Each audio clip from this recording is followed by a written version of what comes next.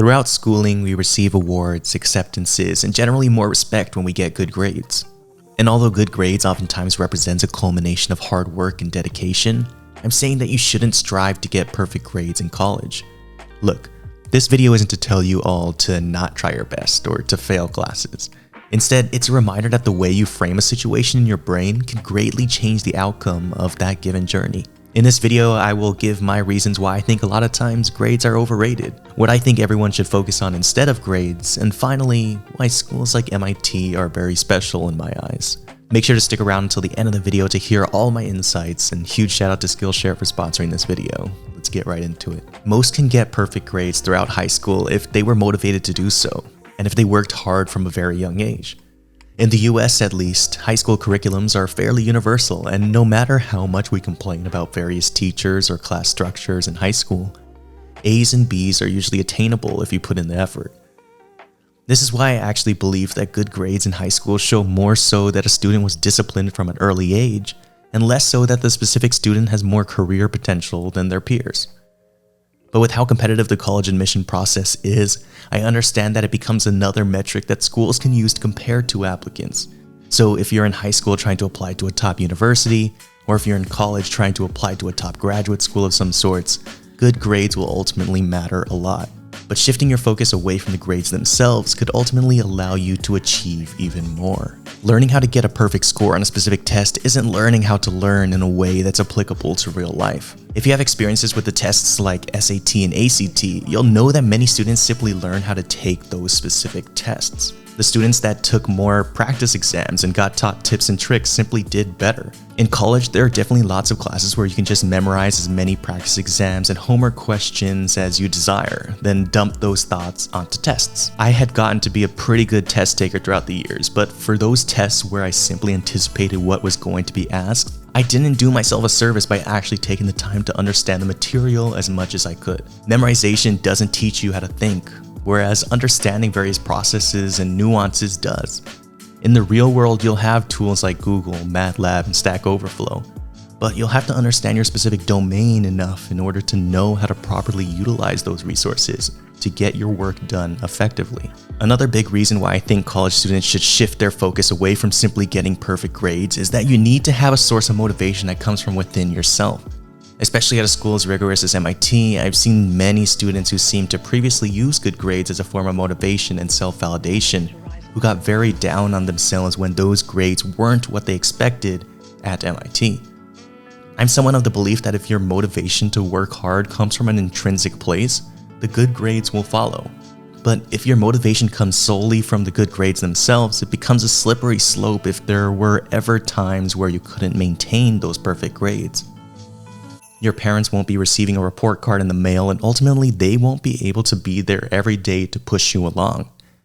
I personally view my loved ones, along with my personal life goals, as huge sources of motivation.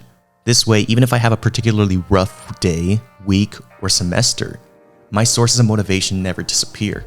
Finding your passion is another thing that is more important to focus on. For the sake of most future endeavors, having 3 A's and 2 B's in college with a side project and hobby is better than having all A's, but all you have time to do is study for those classes. Passions are extendable to post-school careers, whereas unless all of your classes are project-based, a lot of them won't be directly applicable to your career. Having passions outside of academics also helps with the intrinsic motivation that I just talked about. Progress on your side projects or other non-academic activities can help keep you mentally well as you continue to grind. Progress on your side project or other non-academic activities can help keep you mentally well as you continue the grind that is college. Passions allow you to chart your career path around something tangible. Even if your passions are something as broad as an entire field like pharmaceuticals or healthcare, simply knowing this allows you to better pave a path towards a career in that field. In the long run, choosing a career based on it being the most related to the class that you scored highest on won't always translate to longer-term happiness. However, choosing a career based on it being in a field that you're genuinely passionate about will have you feeling fulfilled even on the days where you aren't doing your best. If you don't have any current passions in mind, or if you're trying to improve upon current skills and passions, I can highly recommend a proud channel sponsor of mine, Skillshare. Skillshare is an online learning community with thousands of inspiring classes for creatives on topics ranging from design and web development to entrepreneurship and finance. With Skillshare, you can explore new skills, deepen existing passions, and get lost in creativity. I recommend productivity classes in order to help you stay focused, and also any class that gets you acclimated with the nuances of investing. I personally am really interested in the class Demystifying Cryptocurrency, Understanding Bitcoin and Beyond by Meltem Demirors, the Chief Strategy Officer at CoinShare. Everything is tailored for efficient learning, so there's no ads, and new premium classes are launching all the time. This makes it really easy to stay focused and actually work on new skills. The first 1,000 of my subscribers to click the link in the description will get a limited time 1-month free trial of Skillshare so you can explore your creativity today. Probably the biggest reason why I think people should shift their focus away from grades is that focusing on grades leads to unfair comparisons for yourself. Especially in college, you'll realize that everyone comes from different high schools, had different experiences, and ultimately led completely different lives than you. So you can already imagine how unhealthy it would be to use numbers to compare your worth with someone else's. For example, in college you may be taking your first physics course, whereas the person across the table from you is taking his 4th physics class.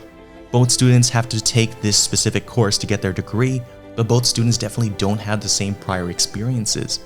Of course, if you knew this bit of information, you may not be as hard on yourself for scoring less than that person on your first exam.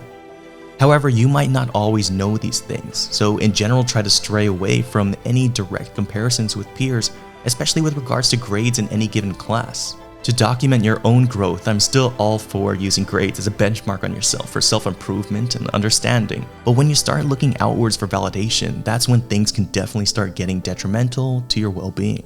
The last topic that I wanted to get into in this video is why schools like MIT are special in my eyes. MIT's motto is mens et manus, which is Latin for mind and hand. In essence, this expresses MIT's intention of not only teaching the core theory of any subject, but also allowing the students to get hands-on with projects in order to solidify the knowledge. Most majors within MIT have core project classes that students must take for these reasons.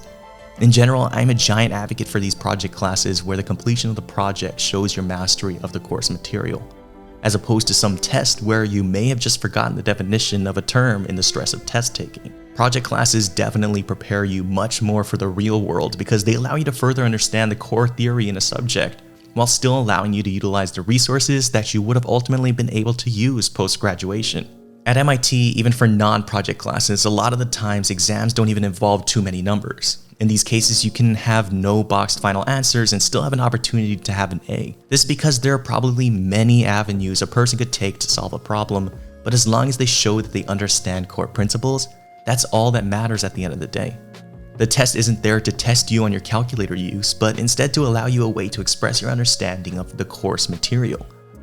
I'm sure MIT isn't the only university setting that allows its students to get more hands-on with course material, but especially for engineering, I definitely advise students to get as much hands-on experience as possible in order to solidify your knowledge in that subject. And when I say hands-on, know that I mean this figuratively, and understand that for computer scientists, the only thing you're really touching is your keyboard and mouse. In general, I simply mean that you should get real project experience within your field, however that may be.